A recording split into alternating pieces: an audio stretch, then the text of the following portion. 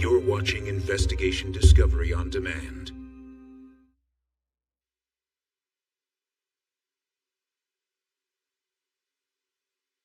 A young military veteran is found strangled in her apartment. You're just thinking, wow, is this something that was random? Was it somebody that knew her? Detectives find themselves questioning everything and everyone. Police were very concerned that there was a serial killer on the loose. And for Lieutenant Kenda, this is just the beginning. This one scared me the most. How many bodies are we going to have to get to before I find him?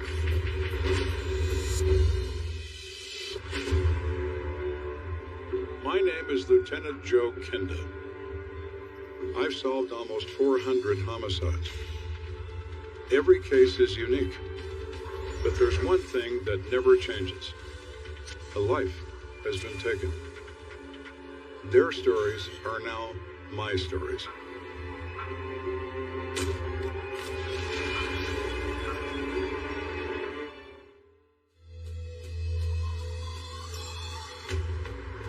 Colorado Springs is home to a large military population. Over 40,000 serve at one of the area's 5 bases, making it the region's largest employer. Many who serve live off base in large apartment units. One of those is U.S. Army Specialist Tracy Spencer. On the morning of July 19th, 1986, Tracy needs a ride from his apartment to his post on Fort Carson. He knocks on a neighbor's door, hoping to catch a ride. But his friend isn't home. Tracy walks away, but his eye catches something strange in another unit. He had walked to a neighbor's apartment. That neighbor wasn't at home. He walked back towards his own apartment, glanced in a neighbor's window, saw what appeared to be a body on the floor. Tracy rushes to get help. Tracy Spencer saw this and then went down to his apartment and got his wife to go back up with him. And then she actually entered the apartment by removing a screen and going through a window. She discovered the body that was on the floor in the bedroom between the bed and a wall. And then at that point, they called 911. Within minutes, detectives arrive in the apartment belonging to 22-year-old Mickey Fillmore. It's clear the victim is dead. The initial indication in the apartment was first that there did not seem to be any real obvious signs of struggle. However, it did appear that the victim possibly had some bruising in the throat area, and she was naked at the time and actually on the floor on top of some clothes.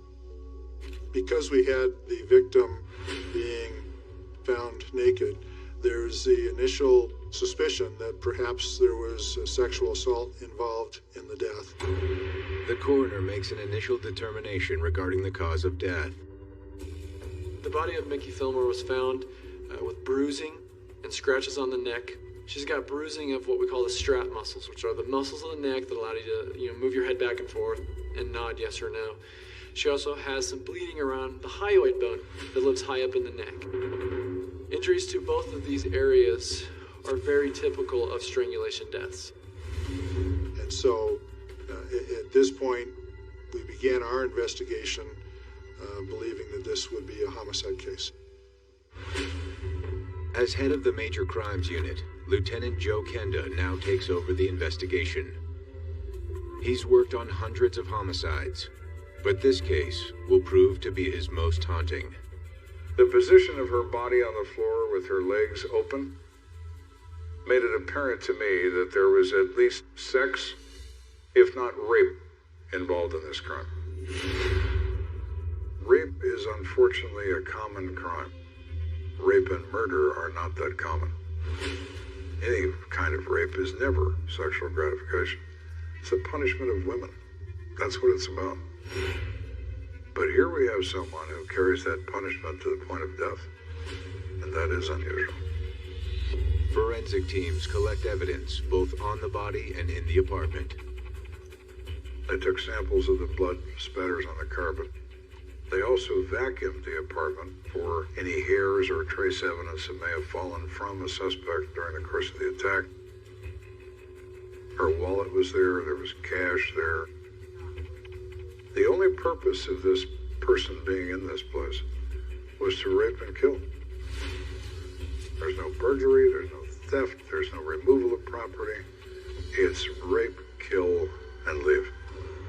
The evidence suggests someone entered Mickey's apartment in the early morning hours, possibly through an open window. The suspect then surprised Mickey while she was asleep in bed. Bruising about Mickey's face suggested a quick and brutal attack. It was the kind of thing where you're just thinking, wow, is this something that was random? Was it somebody that knew her? You know, what happened that would cause her to be strangled and just left there? Nothing about that crime scene said to me that our man spent any amount of time in there at all. It was very quick.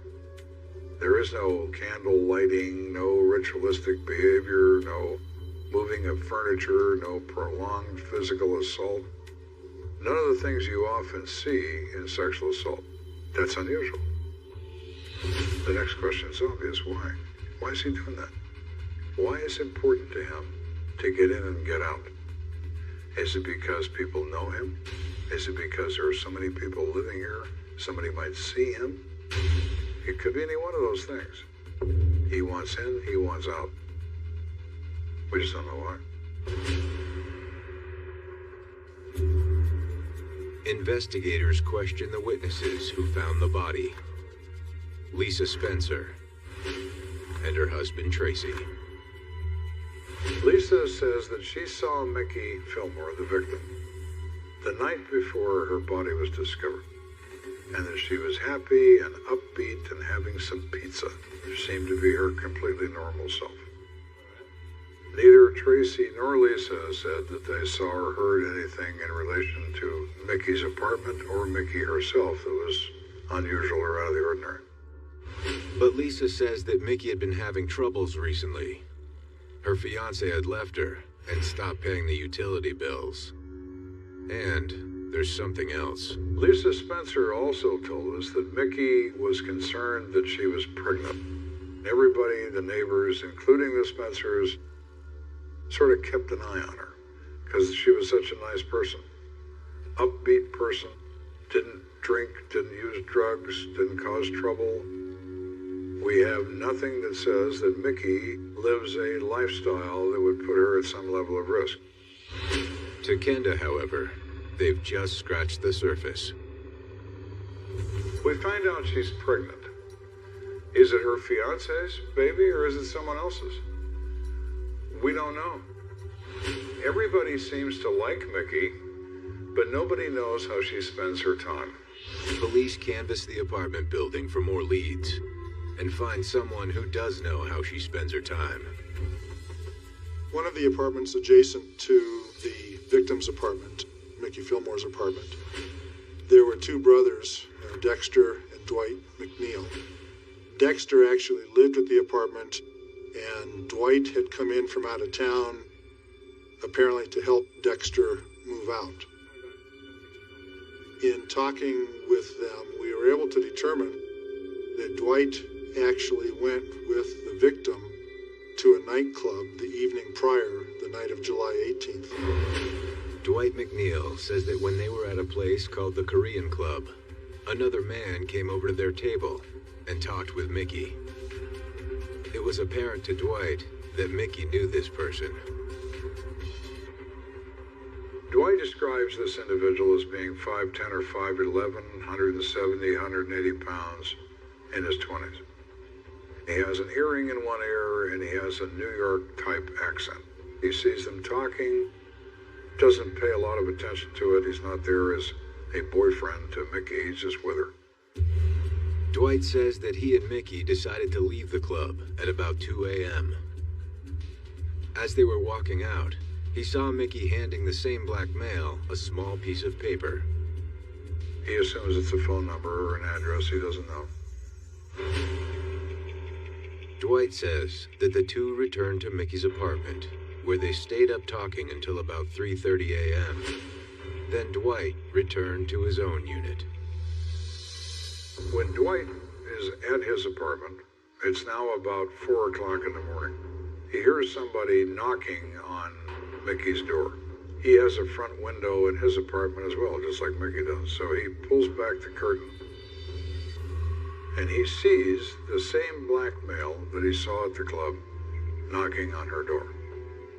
And he's certain that this individual is the same person he saw in contact with Mickey at the club. Dwight's timeline is supported by another witness living upstairs from Mickey. She remembers being awakened by a scream. A woman's scream. Very early that morning. She thought it was about 3:45 in the morning. Heard a scream. Heard some thumping, like maybe a fight, maybe. But went back to sleep immediately and didn't hear anything else. Did Mickey arrange a late-night rendezvous that ended in murder? Maybe. Of course, the second possibility also exists. What if Mickey's fiancée wanted to end their relationship permanently?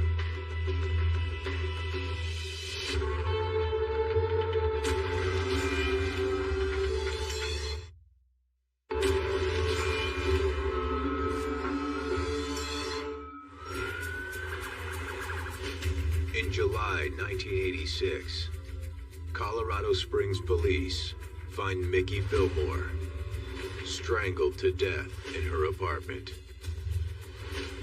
News of Mickey's murder stuns the local community and causes many to begin locking their doors. When something like that happens in your apartment complex where you live, you are going to be concerned and everything, but I don't know that there was a heightened sense of, wow, I might be next. I might be, somebody who would be attacked by, a random serial killer.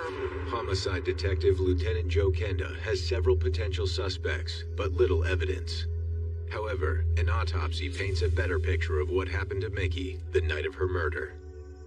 The injuries that you see kind of tell you the story of everything that happened to them. It's the story of the last few minutes or hours of her life. And the fact that those last few moments are filled with such violence and anger and rage, it does get to you. You push through because you know that it's important what you're doing, so that there is justice for her. Vaginal swabs indicate Mickey had sexual relations within 12 hours of her death. But contrary to what her neighbor told police, tests show Mickey was not pregnant, nor was she intoxicated. Postmortem toxicology failed to reveal any evidence of drugs or alcohol. When we first heard about the murder of Mickey Fillmore, we felt bad that here's a young woman that obviously had no real connection with any sort of crime scene or drugs, prostitution, things like that. I mean, there was really no reason that she would be a victim of a murder. 22-year-old Mickey Fillmore grew up in a small rural community in North Carolina. She joined the Army out of high school and traveled the world. Her 3-year tour of duty ended in December. It's the parent's nightmare. It's the young girl in her early 20s. She's looking forward to meeting up with her fiancé. She's just living here for possibly just a few more weeks. I'm a parent now, and it's the type of thing that you just dread. 2 days after the murder, investigators finally reach Mickey's fiancé by telephone in Philadelphia. He sounds both surprised and shocked at the news. He said that he hadn't abandoned Mickey at all. He went back east to finalize a divorce from his first wife to marry Mickey. He has a solid alibi. He was 1,700 miles away at the time of the murder. The fiancé looked good, but he could verify his whereabouts. Then he tells us he has a friend in Colorado Springs named Frank Lynch. He has requested that Frank Lynch keep an eye on Mickey until he can resolve his family situation. But he's also suspicious of Frank Lynch, that somehow maybe he's involved with Mickey. So what Mr. Davis provides us is another suspect, Mr. Lynch. Lynch is brought to the station, but categorically denies any involvement in the murder. Lynch admits that he is helping out Davis keep an eye on Mickey. He says he's not attracted to Mickey. He's not involved with Mickey. He has checked on her a couple of times. She has his phone number if she needs anything.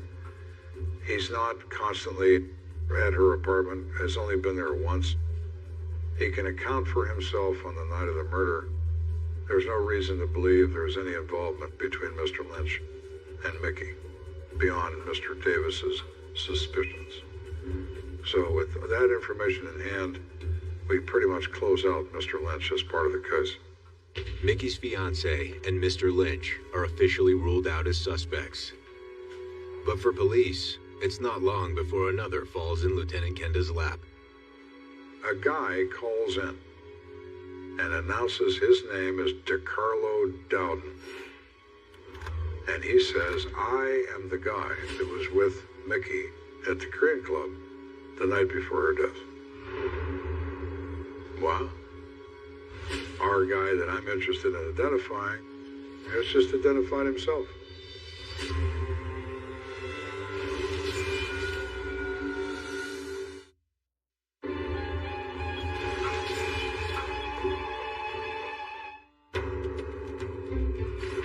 After the murder of Mickey Fillmore, clues point to a mysterious man seen lurking outside her apartment at 4 in the morning. Detectives aren't sure of his identity, but a surprise call changes all of that. Out of the blue, this guy calls us. Says his name is DeCarlo Dowden, and he wants to talk. DeCarlo Dowden told us that he had driven to the club and ran into Mickey Fillmore. And while he didn't know her from before personally, he recognized her from the apartment complex. And as he walked by the table, he indicates that Mickey had kind of tugged at his pants and said hi to him, and so he stayed and engaged in conversation with them for a while. When they're dancing, Mickey explains to him that she's not with this guy. He's just an escort that brought her to the club. Mr. Dowden says that in his opinion, she was indicating to him that she wanted to see more of him.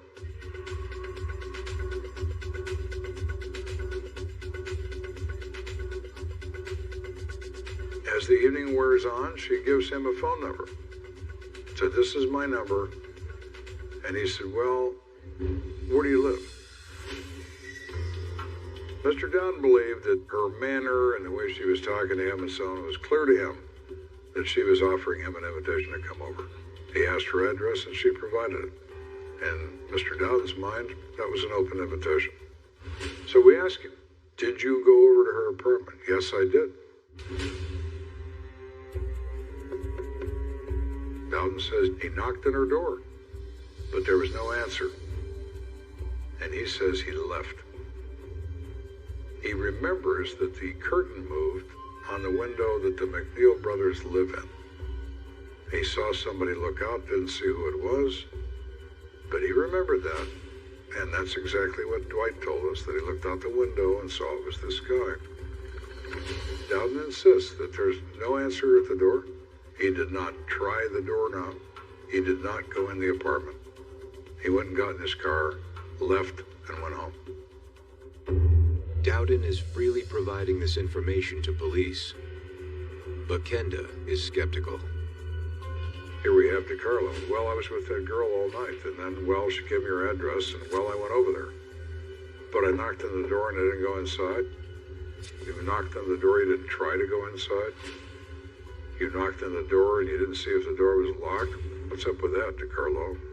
Is it possible he's telling the truth? Of course. Is it possible he's lying? Of course. I need something more than an opinion. I need physical evidence. Some of my men wanted to arrest him right then and there. Not going to happen. We don't have probable cause. We don't have enough. So before Mr. Dowden leaves, I ask him for biological samples, blood, hair, for comparison to my crime scene evidence that I'm still waiting for to be examined by the lab. He agrees. Said, fine, no problem. I didn't do this. I was not in her apartment. You can have any kind of sample you want. That's pretty positive for him. He's willing to give those up. So mean he didn't do it? No. Investigators run a check on Dowden's hair and blood against that collected at the crime scene.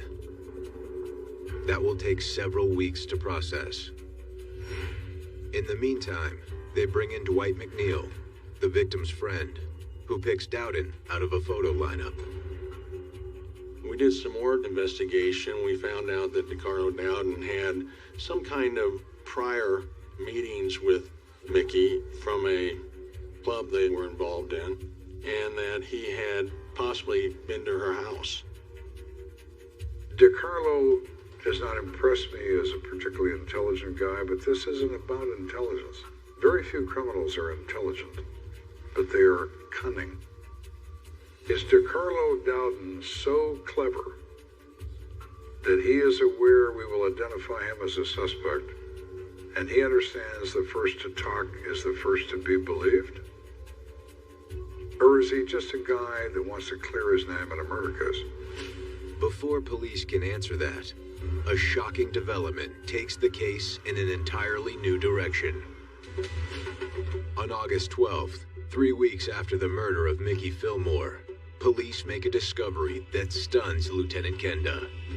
Another body has been discovered in the same building. This was not a coincidence. There was something going on in that apartment complex. Immediately I was frightened. I thought, oh no. Is it DeCarlo knocking on this door at 4 o'clock in the morning as well? Or are we just not even close?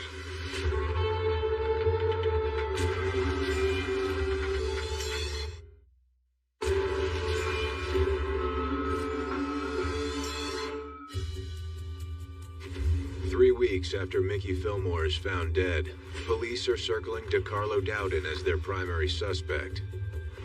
But then, on August 12th, a neighbor of hers, 24-year-old Barbara Kramer, fails to show up for work. Barbara Kramer is a registered nurse. She works at Eisenhower Hospital. She is a dedicated employee and hasn't missed a day of work since she started working at Eisenhower Hospital. On that day, she doesn't come to work. Her boss is instantly very distressed. The hospital had called me and said that Barb didn't come to work and she hadn't called in. And that was so out of character for her. So that was kind of a panic button for me. That something had happened and to go over there.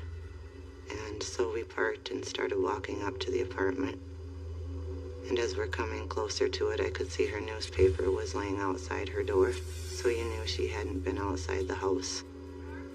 The door was unlocked, and just instantly knew then something was wrong. I can remember it was really warm that day, and I was just cold. Just instantly, I was freezing cold. You could tell there had been a struggle right inside the door. There was a plant that was knocked over. There were things that were strewn around the room.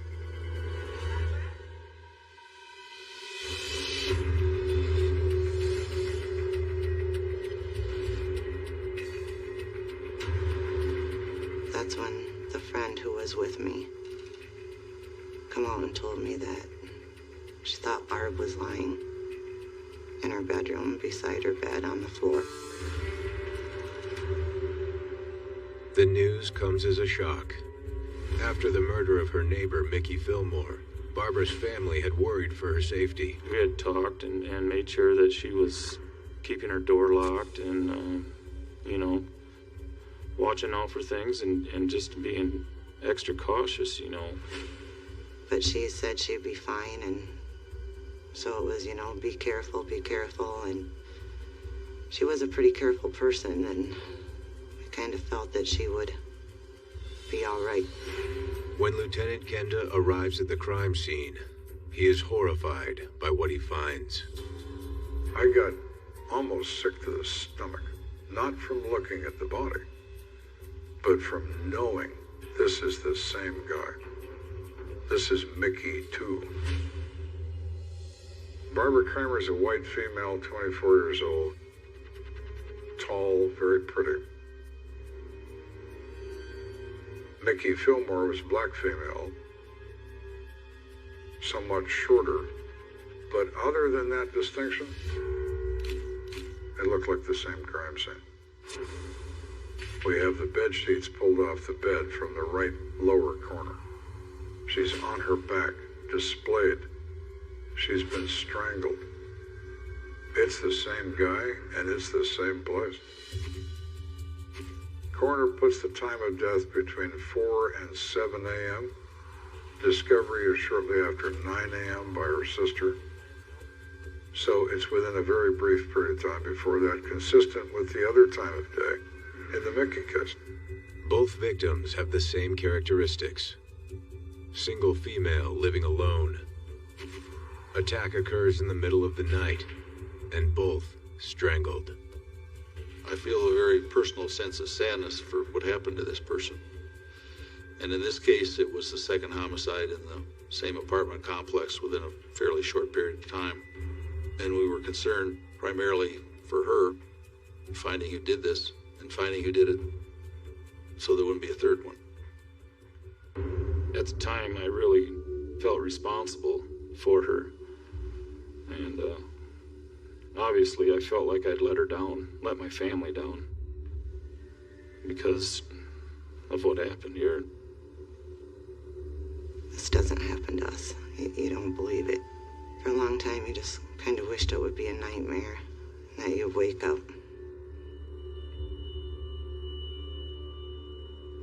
But it was real. Oh, as soon as I heard that this was the second one in a matter of weeks, I became suspicious that perhaps the killer or killers maybe lived in the area. Certainly, they could be watching, monitoring what steps were taken in our investigation. Of all these hundreds of people we've talked to, surely we haven't talked to him. Because he's carrying on here as if nothing matters. And that really frightened me. The police were very concerned that there was a serial killer on the loose and that this wasn't going to end anytime soon. Investigators immediately tracked down DeCarlo Dowden. He says he's been with his girlfriend all night. And she alibis him out for Barbara Kramer. He's with her. He's still there now. Well, if DeCarlo Dowden didn't kill this woman, then he didn't kill Mickey either. My best suspect just went away. This is too similar of an offense. It cannot be one and not this one. Same killer, two targets. DeCarlo Dowden's not the guy. Who is? You're standing there thinking that your cunning guy is one step ahead of you for certain. How many more steps is it going to take? How many more people have to die before we figure out who this guy is? If he will do a second one, he's going to not stop until we stop him. How many more bodies are we going to have to get to before I find him? Both victims were found in the same complex, and Detective Kenda thinks the killer may have stalked both victims before the attacks. All the doors and all the windows and all the hallways look identical. How did he select the correct apartment? Because he knew what the correct apartment was. It's not random. He surveilled this person, at least for a period of time, to make certain he's in the right place and he's at the right time. He's smart enough to take some steps. Is he smart enough to take them all? Probably not. Probably not. How many mistakes did he make? 5, 10, 15, 20? How many mistakes? I have to find the mistakes. Investigators canvass the apartment building for witnesses. Many are familiar faces from the Fillmore investigation. We encountered the neighbor lady who says that she's awakened at 6:30 in the morning by a lady's scream and sounds of a fight. Thumping on the floor, thumping on the wall. She wasn't sure about that. But definite sounds of a fight and a lady's scream at 6:30. So I'm standing at the railing in this complex wondering if I should jump or not during the course of this case. One of my detectives comes up and says, "Hey, I think we got something good." "What do we got?" What police have is more information. Information that may prove critical. The neighbor lady explains that she's coming out of her door at 6:25 in the morning. I live right close to Barbara Kramer. Live right there. I look over at her door, and Tracy Spencer is knocking on her door. He's got a piece of paper in his hand. I see him. I know him. I've talked to him many times. The door opens, and Spencer goes inside. And then the door slams shut. I mean, slams really hard. And I thought that was kind of strange. Oh, baby. So do I. So do I. Tracy Spencer was a key witness in the Mickey Fillmore investigation. He was the one that found her body and originally called police. It just smacks me in the head. Tracy Spencer is there when Mickey Fillmore is dead. And now Tracy's going into Barbara Kramer's apartment when she's discovered dead. Oh my, I have a new guy, and that is Tracy Spencer.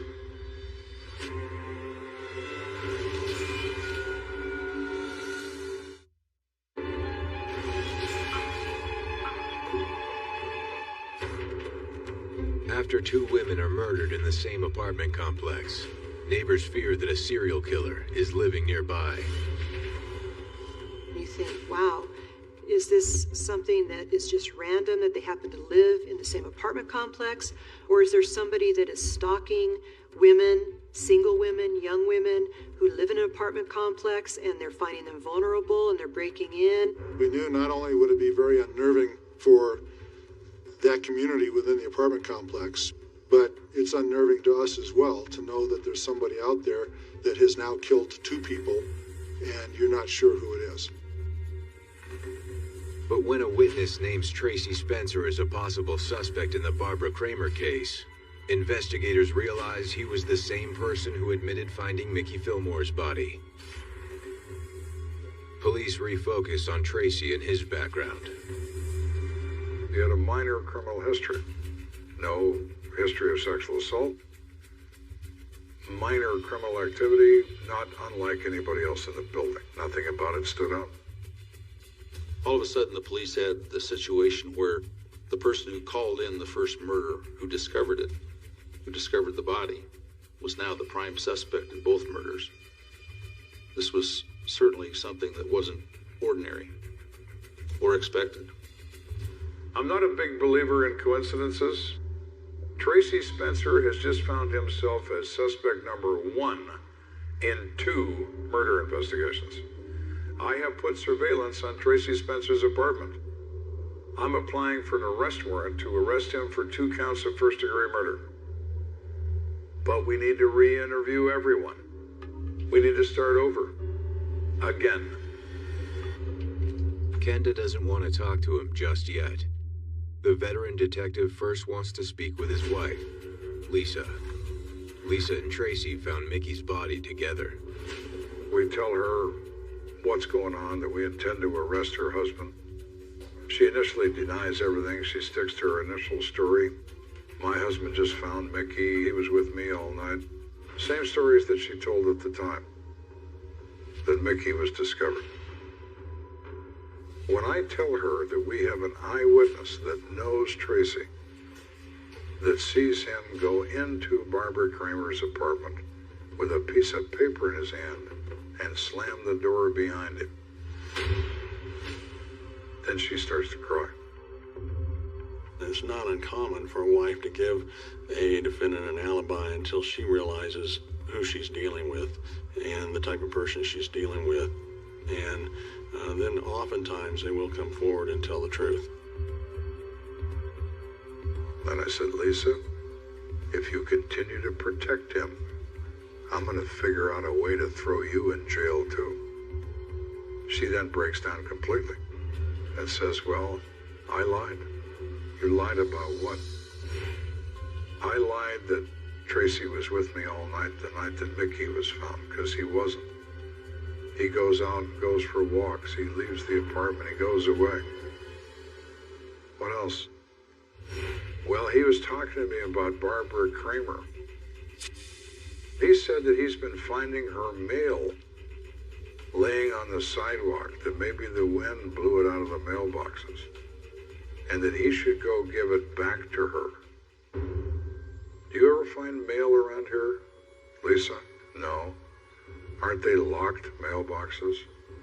Well, yeah, they are. Didn't you think that was odd, that he would find mail from Barbara Kramer and no one else? Well, I wondered about it, but I didn't know. Lisa says that Tracy had an envelope for Barbara Kramer, but she'd accidentally thrown it away. And Tracy became very angry.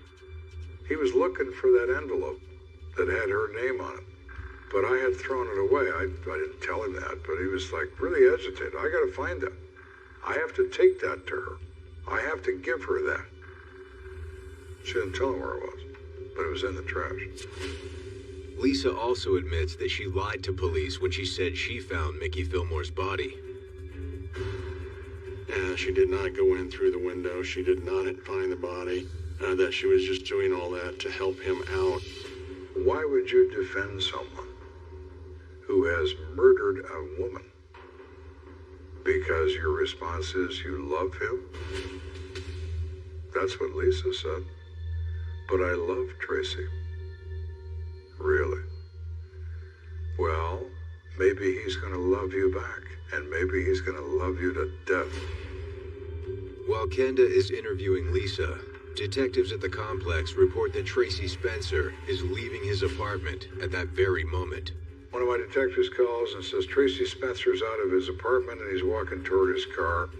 Forget the warrant. Arrest him now. Yes, sir. They lock Tracy up and bring him to me. Tracy is brought to the station while police build their case. We then apply for a search warrant for the apartment based on the statements that we got from Lisa. We get a warrant. In Tracy Spencer's apartment, inside the trash, we find an envelope that has the name Barbara Kramer written there.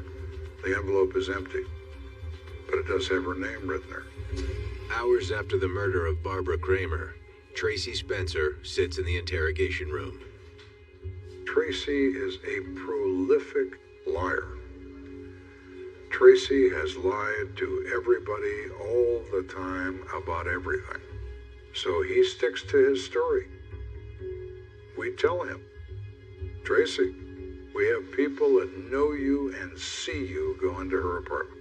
He says, okay, I did that. You did? Yes. I had mail that I found on the sidewalk that belonged to Barbara Kramer, and I was going to deliver it to her. Okay, what happened? She opened the door, I gave her her envelope, she took it, she thanked me, she closed the door, and I left. So you just had this brief contact with Barbara Kramer, right? So all of that, which you told me is the truth? Oh, yes. So we have witnesses see you go inside the apartment, you didn't go inside? No, I didn't do that. He absolutely denies everything, because that's what he does. Detectives change gears and confront Spencer about the murder of Mickey Fillmore. We told Tracy Spencer we had found his semen and his pubic hair in Mickey Fillmore. That wasn't true. We didn't have results yet. But I told him that. He has an immediate reaction. Well, you see, I lied. I lied when I talked about Mickey because I didn't want my wife to know that she and I were having an affair. And I had sex with her that night. Consensual sex. I went to her apartment, she and I had sex, I wished her goodbye, and when I left, she was fine. In Tracy's mind, he has an explanation for everything, even for physical evidence found from the scene of a rape. No matter what you say, he's got an answer that could be, might be true. And since Mickey's no longer alive to tell us that, maybe they'll believe me. How much nerve do you have to carry out sexual assault murders when there's a policeman around every doorway? I'm going to commit this crime anyway. I have surveilled this woman, and I'm going to rape and kill her. And if I get caught, I'll lie my way out of it. Just like I did with Mickey. But he can't lie his way out of the lab results. The blood found at the scene of Mickey Fillmore's murder comes back as a match to Tracy Spencer. Hair samples also match those collected from Barbara Kramer's apartment. Spencer is placed under arrest for the murders of both Mickey Fillmore and Barbara Kramer. Due to the fact that we had two good eyewitness accounts of what had occurred that morning, we felt it was enough to have him booked on that charge of first-degree murder. On December 31st, 1986, Tracy Spencer pleads guilty on 2 counts of first-degree murder. He is later sentenced to life in prison plus 24 years and will be eligible for parole in 2032. 2 young women had come to Colorado Springs from their hometowns, long ways away. Their families sent them to what certainly isn't a big city, but to them was going to the big city. He didn't know these girls. He just picked them out because he had seen them and figured out a way to get into their apartment. And then once inside, he just overpowered them and ended up raping and killing them. Their lives were taken from them by a man who just wanted to have a little pleasure. Their lives were snuffed out. Their families were robbed of their daughters for no real reason. One of the things that bother me most is how could Lisa Spencer initially back her husband's story that he just happened to randomly find this body when she knew for a fact that he was in that apartment with the victim at the time of the murder. She's as much guilty, in my opinion, as her husband for participating in the cover-up of these killings. What makes this case stick out for me, this one scared me the most. I was literally frightened. Here I am in the middle of this, not knowing who I'm chasing, but knowing if I don't find him, this is going to be beyond horrible. It already is. It already is. But it's going to get infinitely worse. I'm there to prevent that sort of thing from happening. Didn't do it. 2 women paid the price for this.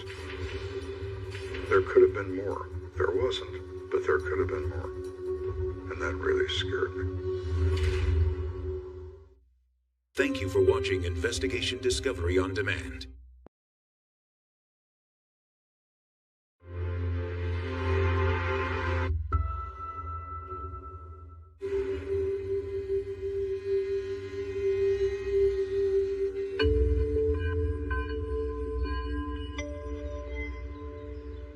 Powhatan Point, Ohio, the industrial heartland of the United States. Often referred to as the Rust Belt.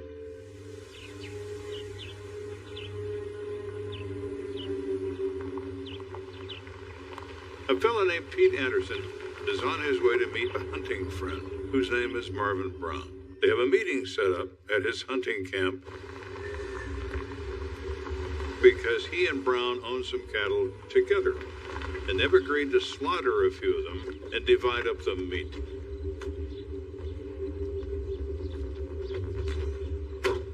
This meeting is to decide who gets what out of these slaughtered cattle.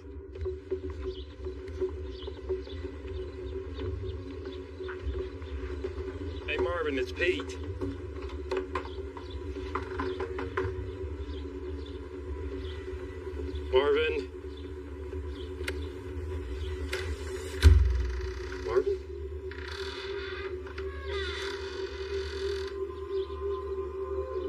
Marvin Brown is face down on the floor. Marvin, I need some help getting this stuff in from the truck. Pete looks at him from a distance and says, very funny, Marvin. You want to look like you're dead? Marvin? And then he walks up to him and looks closer. Checks his pulse, finds none. Powhatan Point is so small that violent death is a rare thing indeed. Marvin Brown's been there all his life, and he'll be there for his death, too.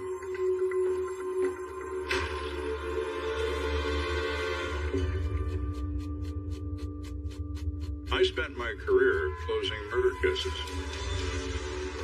But I'm not the only one who answered the call.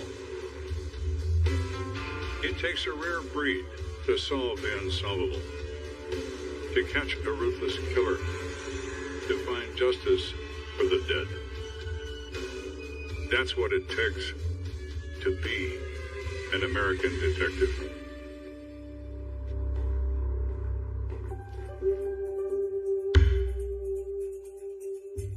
My name's Ryan Aller. I'm a detective with the Belmont County Sheriff's Office. I've been working homicide cases for 15 years.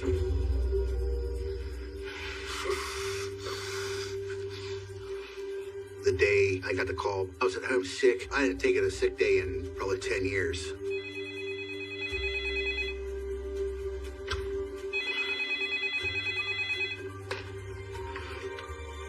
Aller. We don't get a lot of homicide calls. So when I got this call, I had to respond. It's all hands on deck.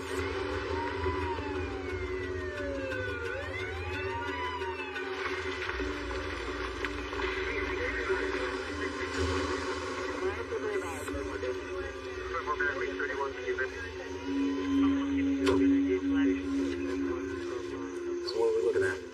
Gunshot. Close range from the looks of it. When I arrived, I was briefed by Detective Rusty Lucy. I told Ryan there was no forced entry, there was no windows broken out, nothing seemed to be ransacked.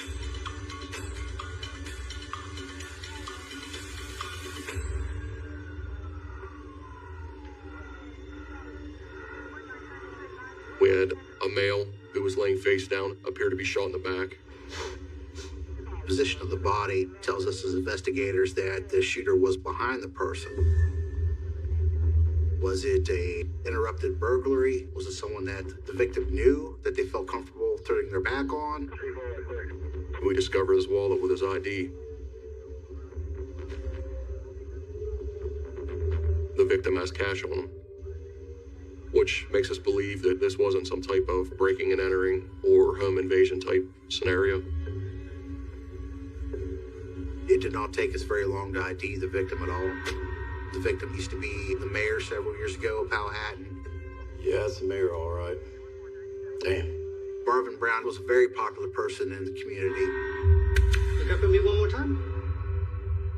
There we go. Marvin Brown had been mayor for a couple of years in Powhatan. He was a big, hearty, husky character. He would help anybody who needed it, but he wouldn't take any nonsense. When Chief Investigator Aller realizes the identity of that victim, he certainly knows this is going to be different. Murder is ugly, but high-profile murder is infinitely worse. It draws the maximum attention of the press and the public. It makes a very difficult investigation.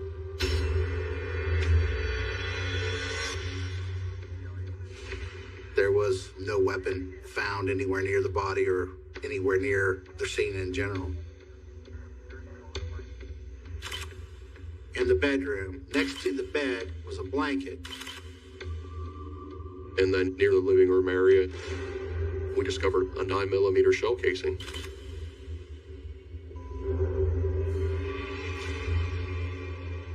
But our main concern was, where's the bullet?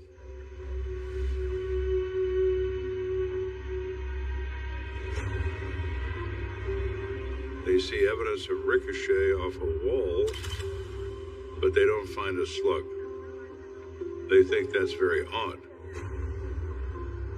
The bullet must have been pretty easy to see for the killer to take it. Because if they would have took the time to really look for it, they would have took the casing as well. That bullet must have been glowing. The big question is always why. Why is this gentleman laying in his hunting cabin, shot in his back?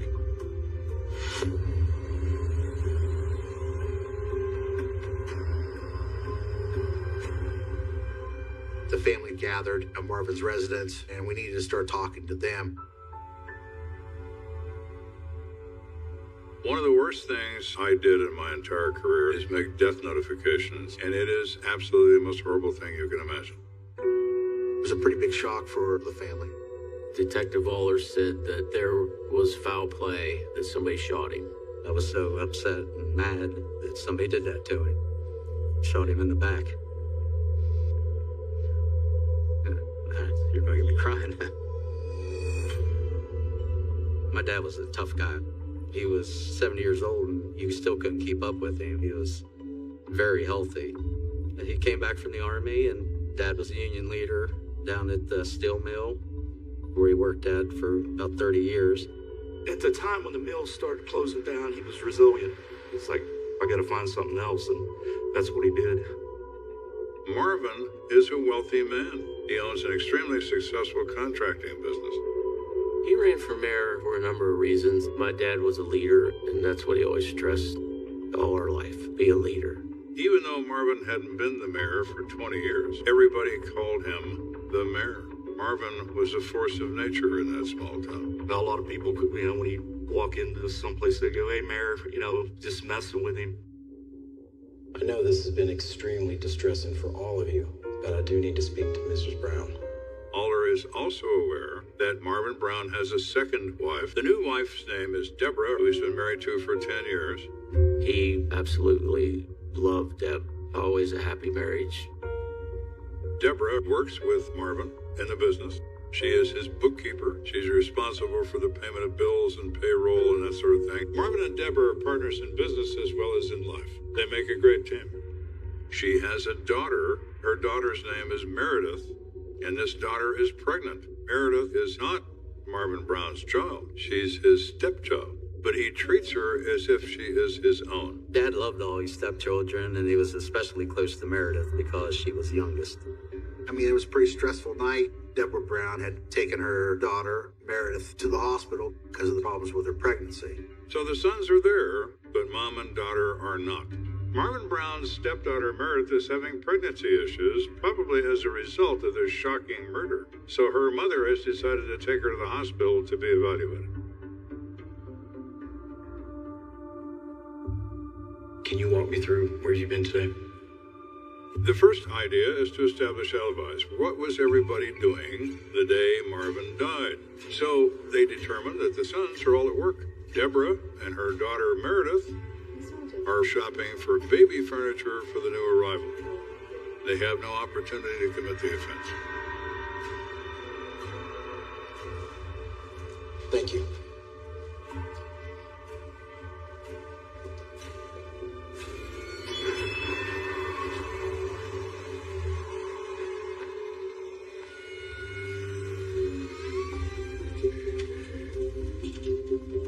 Aller's task is to have this crime scene speak to him in some way and tell him what can be learned. The way we viewed everything on scene, it was pretty apparent that somebody had snuck up on this victim. You immediately begin looking at the individual who made the call, and that's Pete Anderson. The 911 caller was a friend of Marvin's. A lot of times, it turns out, the people that called 911 had something to do with the death. He was in from out of town. It was just very odd that he was there during this instance. What are you doing here, Pete Anderson? How long have you been here? Did you kill and then make the call as if you discovered him? That's entirely possible.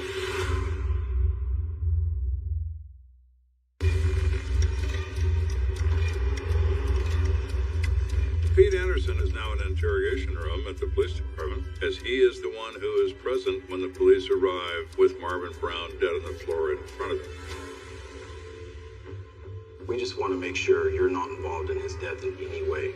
Sure, I understand. This person supplied us with their movements and receipts, and through ATM cameras, we proved 100% he definitely was not anywhere near Belmont County when Marvin was shot. We were able to rule him out as a suspect almost immediately. In homicide investigations, the expression is you run the wickets. You do what is obvious first, and what is next obvious next, and so on. And that's what they've done with Pete Anderson. All right, thank you for your time.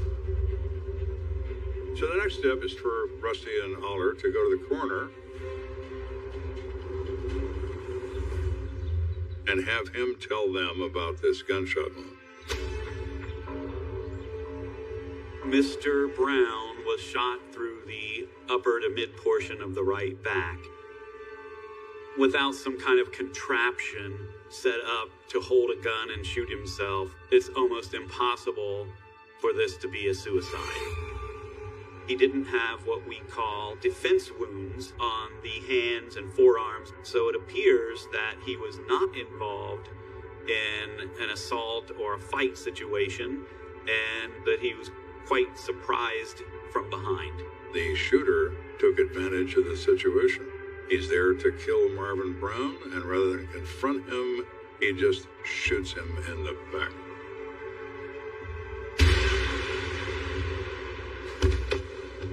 Mr. Brown was in very good health for his age. His heart was normal shape and size.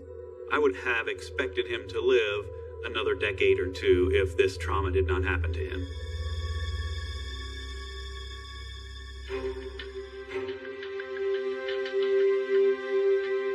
The day after Marvin was killed, I was just interviewing family and friends all day long. We interviewed Deborah Brown, Marvin's wife. Then he took that opportunity to ask a few more questions.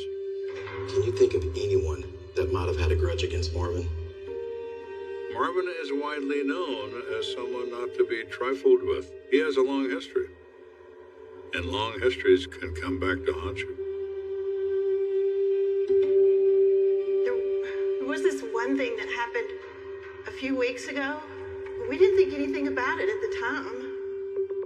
One of the things we were told by Deb was that Marvin had had a crossbow stolen from his cabin. Deborah recalls that there's a guy named Rex Jocelyn who apparently had stolen a crossbow that Marvin used for hunting. Marvin went out, and when he came back, he had the crossbow. But he never told us what had happened. So she assumed that they had a confrontation of some sort. Is that enough to kill for? What if his manhood was insulted because he got his ass handed to him by a 72-year-old man? That certainly would do it, now wouldn't it? When we learned about this crossbow being stolen, we definitely had a possible motive for Marvin's death. It was the best one we had. So we need to have a conversation with Mr. Jocelyn and find out where he acquired his taste in crossbows.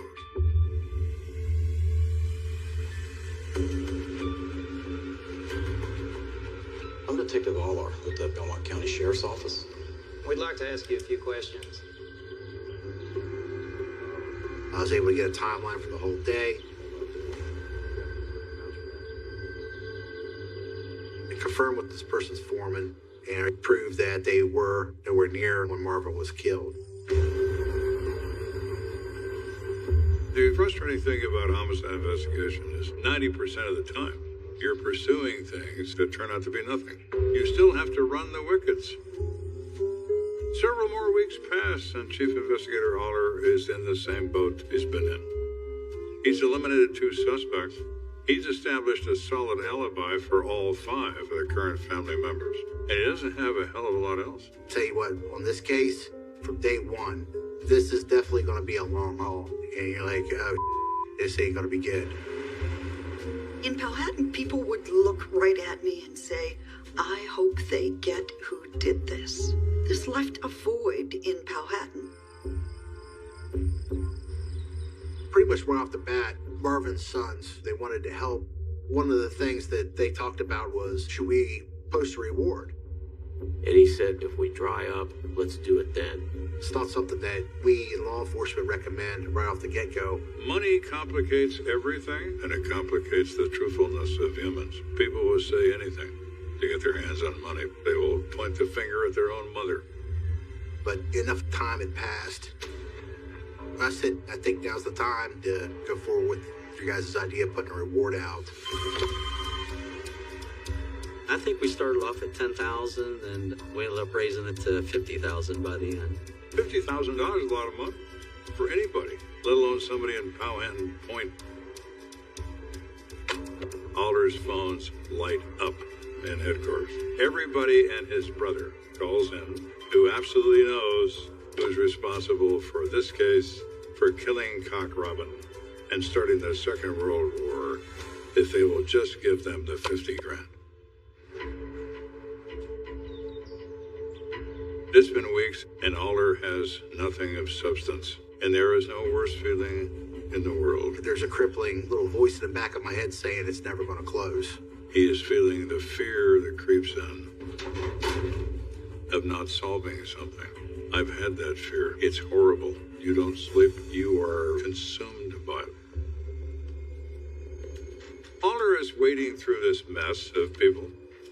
He finds one. And it's interesting when you find one like this. You just feel it in your bones. A woman calls. The woman's name is Hattie Connor. She reports that she is friends with Meredith. Hattie Connor gave us our first real break on this case. Meredith called her and asked her to do her a favor. Marvin's accountant wanted to speak to Marvin suddenly about a concern he had about missing funds from the bank account. And Meredith wanted her friend Hattie to call Marvin Brown and pretend to be from the accountant's office so that that meeting could be postponed. Well, how would Meredith know that Marvin's accountant was trying to get a hold of him in the first place? Because Meredith's mother, Deborah, is Marvin Brown's bookkeeper. Meredith said that her mother needed some time to deal with something. So, she wanted you to call Marvin Brown and pretend you're from the accountant's office? Eddie Connor says her mother was in the room, and Mom said, that doesn't sound right. And so she didn't. She never did make that call. We had to ask ourselves, how much is Meredith involved in all this? And Alder said, oh my, Eddie, your mother was right. Thank you very much. The old expression applies. When in doubt, follow the money, and it will lead you to the truth.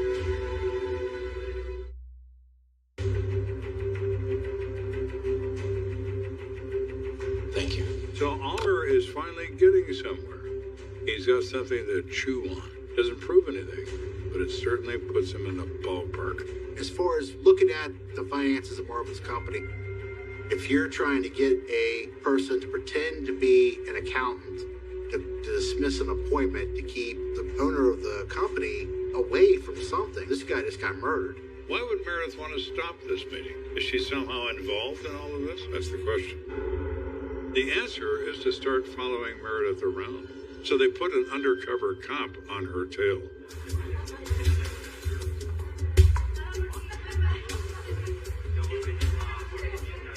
Our investigation showed that Meredith had a drug habit. She had a very large pill problem. She was involved with multiple people that were known drug dealers. So now this cop starts asking questions around town about sweet little Meredith. At the time, Meredith was an attractive girl. People were telling us that she used drugs and she manipulated men through sex for drugs and money. No one had anything good to say about Meredith. Everything we learned about her was more suspicious as time went on.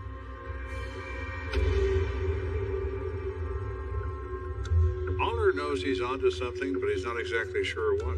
Meredith had been shopping for baby furniture the whole time and has an ironclad alibi for the moment the murder happened. What he does know is that Meredith is living far from an average life, and she has a habit that she needs to feed. Not only that, but he knows that she tried to trick Marvin into missing a meeting with an accountant. But the question is, why would Meredith want Marvin dead? The next step was to learn more about the financial stuff. We identified Marvin's accountant and reached out to that person. We learned that finances were not good. The money was screwed up. Deb had not filed a tax return for several years. So, what are you up to, Deborah? Thank you very much for your time. Through search warrants and court orders, we obtained all the financial records from Marvin and Deb's bank accounts. There was a probate hearing where Deb was ordered to turn over the accounting records that she was in charge of. I was given those, and I'm looking at them like, whoa, wow. Whoa. I mean, it was, to a lay person like myself, no problem seeing that these are two different sets of books. The books that she turned in, they were fake. Aller looks at withdrawals made by Deborah from ATM machines in cash, thousands upon thousands of dollars. When you're a homicide detective, you have to become a priest, a marriage counselor, a psychiatrist. One of the things he's had to become is a amateur accountant. Deborah is covered in a cloud of suspicion. So then the question becomes, all right, Deborah, let's say you're a thief. So where's the money?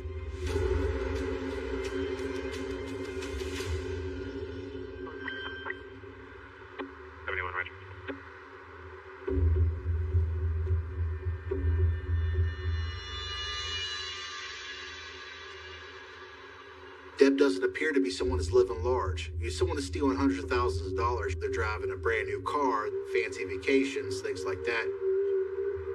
The subject's on phone. What are you up to, Deborah? What exactly do you need the money for? Now it becomes more than a pursuit of the money. It becomes a pursuit of what you did with it. In talking to different confidential informants in the Powhatan area, we learned not only Meredith had a bad prescription pill problem, Deborah did as well. And when we come to find out, Deb's putting down $500 to $700 a day for pills for her and Meredith. Both Deborah and Meredith are drug users. That's where the money goes. It goes to narcotics, as it always does. People think they're magic. They are black magic. On top of that, she's got a huge gambling problem. So she's popping pills, spending this money all day long. When she's out of it, she goes out to the ATM and takes $500-700 out all day, every day.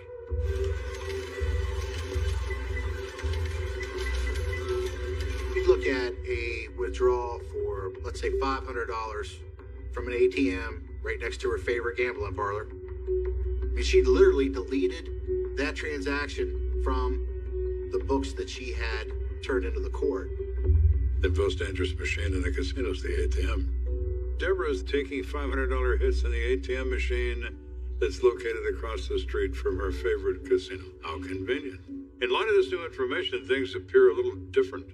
The detectives begin to reassess the behavior of the widow, starting with the day of the murder. I remember that day. One thing that stood out is Deb kind of just took off. We had learned that Meredith was having some pregnancy issues. I thought it was very weird. There were multiple other family members that could have took her. This is her husband laying murdered. She just kind of takes off. So now Aller develops a new theory of the case. Mom and daughter have a great alibi, but they have the right companions, ones that will kill for money.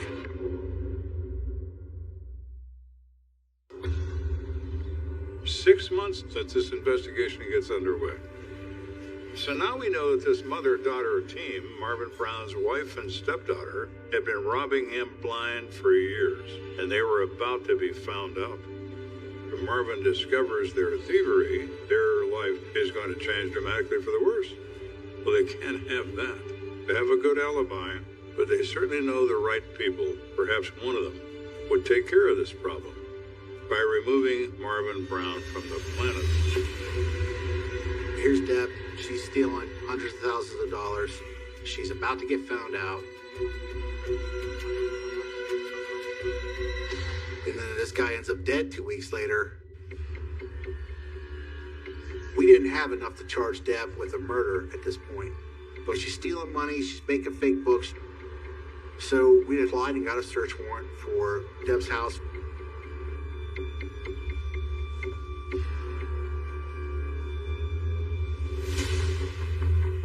You never know what you're gonna come across in these types of searches. We found something very interesting.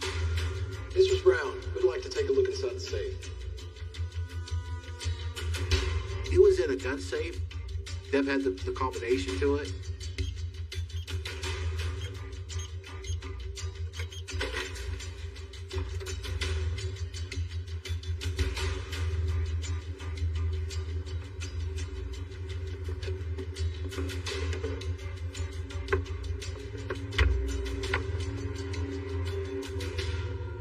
We found a box for a compact 9mm pistol. Miss Brown, do you have any idea where the gun is for this box? Where is the gun, Deborah? I don't know. I haven't seen it since my husband bought it. Now, is it possible that Deborah's lying? No, that's the question. And it had the serial number of the pistol on it. And we were able to trace that back and find out who sold it. This gentleman, he actually remembered the transaction, and he's pretty sure that Marvin said that he bought it for his wife. No one ever known him to own a 9mm. So finding out that he bought one and that his wife had access to it and it's missing was huge for us. Now he has a set of cooked books. He has an empty gun box of the correct weapon, made by the correct company. And all fingers point at Deborah Brown. She was at that point interviewed about the financial crimes.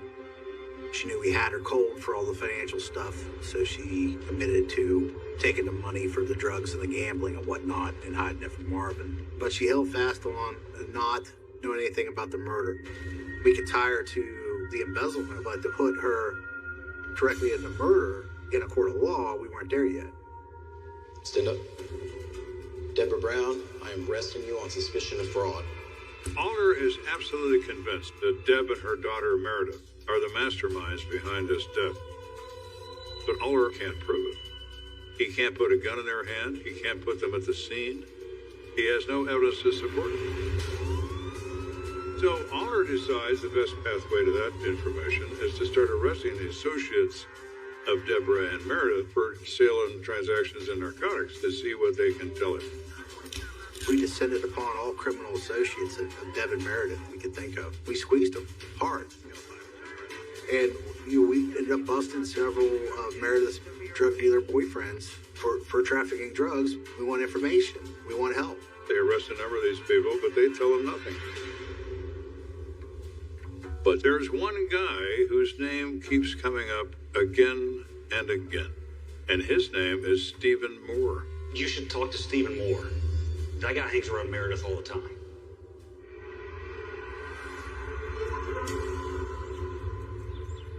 Stephen Moore's a resident of Powhatan. He's well known to the sheriff's office, extremely long criminal history for theft and drug offenses. Moore had been involved with Meredith for several years. We definitely started looking at Moore for being involved in this homicide. This whole operation was our last shot, and we had to do it just right.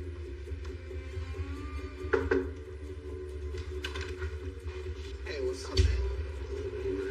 An officer spent about a year working on this and was finally able to get into Stephen's circle and started purchasing drugs on a fairly regular basis off Stephen.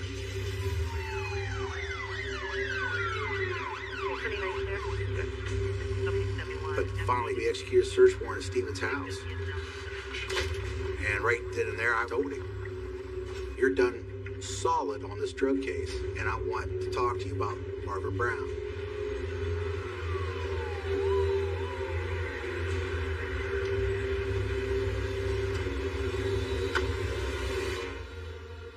Tell me what happened, Stephen. Casey, here's a shut up. I want to help you out. Stephen said, "Hey, yeah, I do want to talk." And at first, I'm like, I just can't believe, because the whole time on this case, you know, I'm like the dog that gets kicked. But finally, it's starting to happen. Stephen is surrounded by demons. Stephen has to stop feeling this way. If you don't kill every day, the guilt eats at you. You begin to see the victim in people's faces. You begin to see all sorts of demons come out of the darkness because you're a murderer.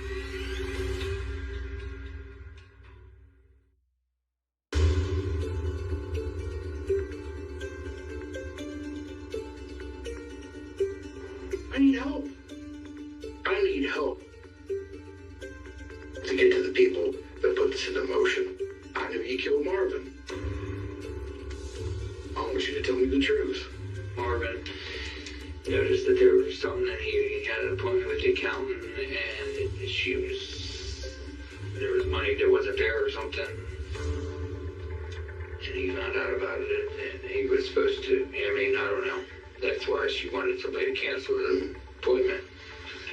Reschedule it. Reschedule? Why does she want to reschedule it? Did she tell you? And to give them more time to get what they wanted to do. Which was what? I guess have him taken care of. Right off the bat, Stephen was talking about the accountant. Stephen said Meredith planned to have the accountant called by someone else to give Meredith and Deb time to plan the murder of Marvin. Their mom would pay somebody if they could get rid of this. Get rid of what? Him. Kill him? Yeah. And then, as he's telling me everything, all this guilty knowledge starts leaking out. But I know you had a weapon. What kind of weapon did you have? I think it was a high point. A high 9mm. So who gave you that gun? Meredith. You got a guy, and you're telling you're screwed unless you cooperate with me. That could still be viewed as you're making someone tell you what you want to hear. You don't want that in an interrogation room. You want the truth. So there's lots of things we build into these interviews to make sure that the person that's confessing to us has guilty knowledge. Stephen lays this out chapter and verse. He matches every fact of the crime scene, including a weapon, all the right things. It's him, without doubt. You're not a killer. No killers. You're not one of them. You did this. And it wasn't you. Someone made you do this.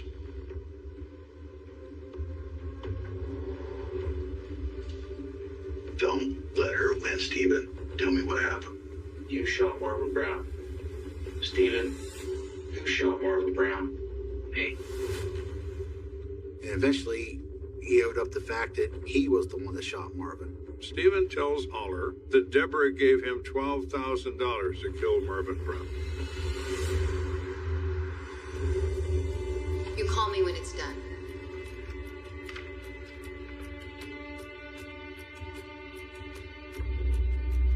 He was given a high point 9mm, the same model that's missing from Marvin's house, that we never released to a soul.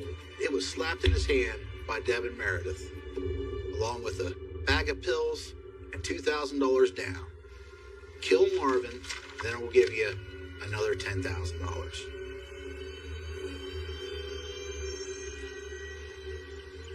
Stephen tells Aller in his confession that Meredith told him when he should be at the cabin, as she had set up her alibi to be furniture shopping for the baby.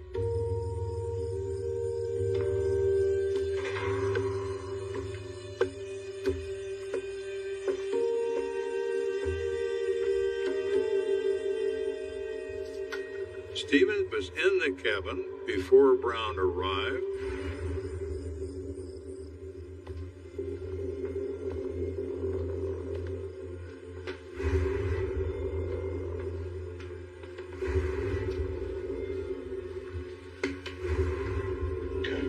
Where were you? Over here under a blanket. It was hiding under a blanket next to the bed. Back to the crime scene. Right next to that bed was a blanket, just like he said. No one knew that. No one knew that. But you had to been at that crime scene. And I'm at this point, I'm just like, tell me more, Stephen. Tell me more.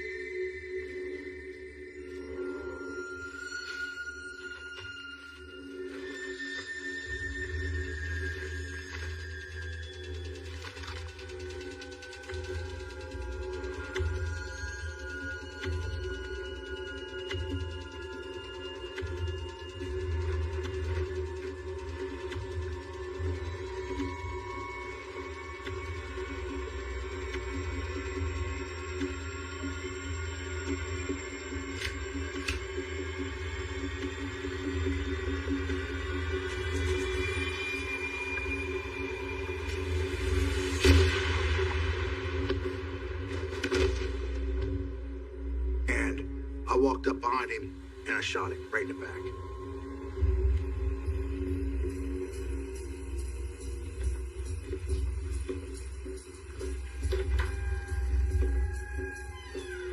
I saw a bullet, I picked up the bullet, and I left. I said, why didn't you take the shell casing? He says, I didn't see it. Stephen the genius says, I didn't see it. Oh, okay. I forgot you're a moron, Stephen. That's probably my fault. Stand up for me, please. Stop right there. Place your arms behind your back. So Aller now has what he needs. A detailed confession of how this crime occurred, and it was planned by Deborah and Meredith. That certainly should do it, but somehow, maybe it's just not going to. It was 5 years before it came to a conclusion. The prosecutor and the assistant prosecutor who ran this case wanted to be very cautious. When you are asking a jury to believe a witness, you must be able to convince a jury that this person is credible, that their information is reliable. And they certainly can't do that with Stephen Moore. Stephen Moore's stories began to change on such a level that using him as a witness was not ever going to be possible in the court of law. Stephen is an unreliable witness. He does not have a specific way to prove he ever received $12,000 from anyone. So in the opinion of the district attorney, none of that adds up to clear and convincing.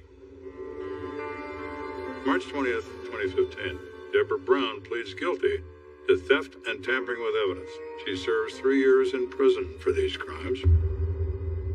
She's released, and a few months later she dies of cancer and has to answer to a higher authority. And exactly 3 years later, March the 19th of 2018, Meredith is arrested. But we were able to get an arrest warrant for Meredith based off of Stephen's confession. At that point, she had moved. She was in West Virginia. We had to supply West Virginia with the warrant affidavit. Somehow, my affidavit ended up in the hands of a local news media. When it became public record and was on the 5 o'clock news, it's ruined. Meredith was indicted for other crimes. She was not indicted for the homicide. Meredith was convicted of obstruction of justice and is sentenced to 2 years home confinement. Neither woman was charged with murder. Stephen, on the other hand, decides to plead guilty to first-degree murder in the death of Marvin Brown. He is sentenced to life in prison plus 17 years in the state of Ohio, where he remains today.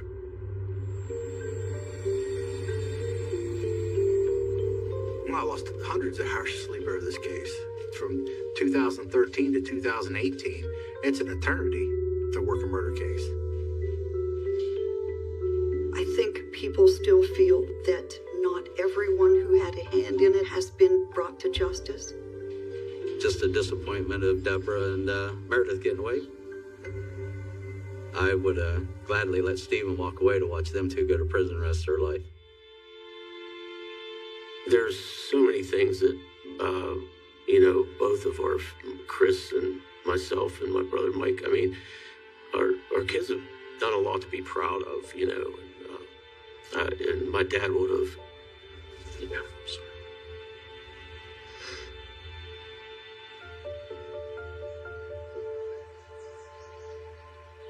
Aller didn't get all that he wanted. You stay on a case after a million dead ends because you took an oath to be the voice of someone whose voice has been silenced. That's what you said you'd do. And if you said it, you better have meant it. Everybody I know meant it.